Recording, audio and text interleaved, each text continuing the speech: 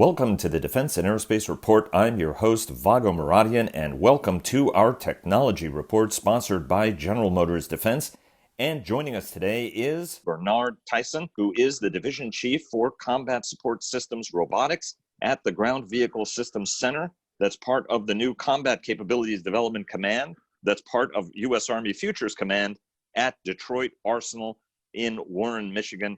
Obviously a historic institution that has developed most of the Army's tank and automotive technologies for nearly, well, at least since before World War II. Bernie, thanks for joining us. Thanks for having me. Thanks for the great intro. I hope you enjoyed the recent visit to our lab at the Detroit Arsenal. It was absolutely fantastic. General Motors sponsored our travel to Detroit to see the unveiling of new battery technologies and some autonomous technologies as well. And we had a great opportunity to come and spend a little bit of time and see your lab. I mean, you've got decades of experience in this technology, and obviously that area is a hotbed of development when it comes to autonomy and robotics.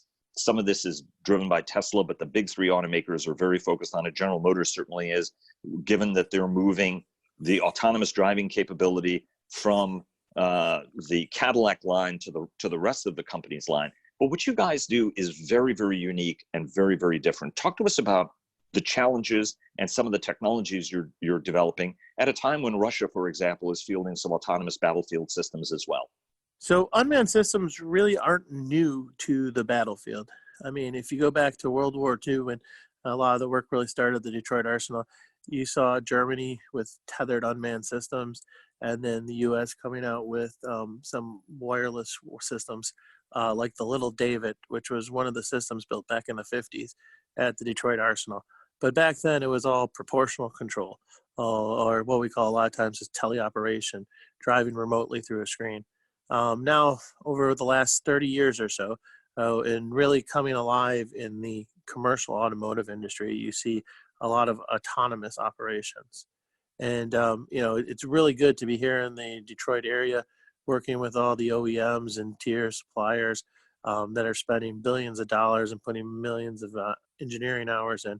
So a lot of their technology challenge is working in structured environments with good communications, whether it's over the cell phone network or whatnot. They still have a lot of dynamic things to deal with, especially in cities, but on-road driving and highways is sometimes a less challenging problem.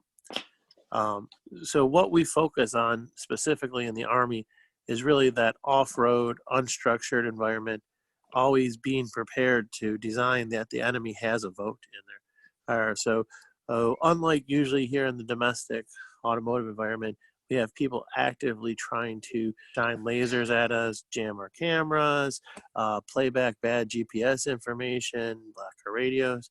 So these are some of the unique challenges that you don't really see in the commercial world. And what are some of the technologies, especially, I think people have a tendency of forgetting that, and you've been in the forefront of this given your decades of experience, and you had a hand in many of those combat robotics that were fielded over the past 20 years to soldiers. What are some of the key lessons you've learned and some of the technologies you've developed that you can now apply to this next new generation of capability as we go into a great power competition, not just against in a counterinsurgency fight, which I am not minimizing at all, certainly had an enormous amount of challenges as well associated with it. Yeah, that's a great comment. I think there's a lot of transition of technology between the commercial automotive industry and the military. If you look back, radar is a key technology that is used on vehicle systems developed by the military. GPS, key technology used by autonomous driving, developed by the military. LiDAR. We've been losing LiDAR for about 50 years now, but you really started hearing about it with the commercial automotive industry. And one of the advantages that the Army and the DoD has now, that the commercial automotive industry is adopting a lot of these technologies, is that they're getting cheaper and smaller and better because they're productizing them. And instead of building them in dozens, they're building them in hundreds of thousands. So we're seeing a lot of those commercial or off-the-shelf type sensors coming back into the DoD, allowing us to put them on more systems because they're more affordable. And you're really seeing the quality and the gap between those commercial and military systems starting to close. And what were some of the biggest lessons in the last 20 years that you're applying to this new generation of vehicle? Not just from a commercial vehicle standpoint, but also some of the architectural things you guys have learned in fielding battlefield, both autonomous and robotic systems. So that's a good question too. What we've really focused on it is standardizing some of the architecture, some of the interfaces, and some of the links. The thing with standards, it allows us to build off the capability we already have. For quite some time, we were buying a lot of custom solutions, and once that custom solution either finished its mission or completed its length of life, then it was basically a loss of that technology gap.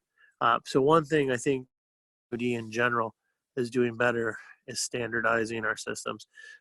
We have our own version of robotic operating system called Ross Military, which plays off the very commercial, very popular robotic operating system, which also has an industrial in, and some of the automotive people are using it too. Then we also work in our autonomy stack, which the government owns, and we're continually updating and doing a core release so that all the branches of the DoD can use that. A lot of the standards that we push into there, like interface standards and connectors, we work with like the Society of Automotive Engineers, and we're on those groups pushing those things into like AS4 and J1939. And so we're definitely trying to help guide the industry to more reusability and standards so that people can buy common parts and work in common environments. How, there is a policy challenge here a little bit. Once upon a time, the Army could be the design authority, and the Army could actually manufacture quite a lot. I mean, you guys at that lab had a lot of robots, so you guys can actually do some manufacturing and field it. But one of the challenges is a policy thing to actually not have the government compete against the industry. Do folks here in Washington need to maybe think a little bit differently about the space to make sure that we actually allow you to do the kind of things that you guys historically have done as technology leaders in the marketplace? Yeah, I'm not the historian on it, but you're 100% right. For a while there, the Army was allowed to manufacture even like some low volume things before having to compete it out to industry. Now we're very limited with the number of systems we can build before we have to have industry compete on it. And I'm not an expert on those policies, but right now the technology is changing so fast as we do these sprints to update the software and get things developed in an agile environment. And sometimes we don't have time to go to industry to compete everything, especially when you're talking low volumes, in the dozens and stuff. So sometimes it would be nice to have that capability to use our prototype facility, which we have at the Detroit Arsenal, to build a half a dozen robots to issue out to soldiers faster. That's something, obviously, that we can talk a little bit more about, and we're happy to ask those in the policy community to see how maybe we should change that, including even Dr. Jetty, who we hope to talk to soon. But let's talk a little bit about enabling technologies. So what are the key technologies that are on your radar screen as you try to develop this new generation of military robotics? So, I mean, I think it's not just, say, algorithms and better sensors, but I mean, if you look, computing's getting faster. So we can already oversense and not have the ability to process it in real time, just like humans have sensory overload. Robots and computers have sensory overload. So some of these new GPUs that are weighing their ways down into the ECU market, making things faster and better, allows us to process a lot more data. Also, some of these too, with some of the new chips and some of the things even the power consumption has went down.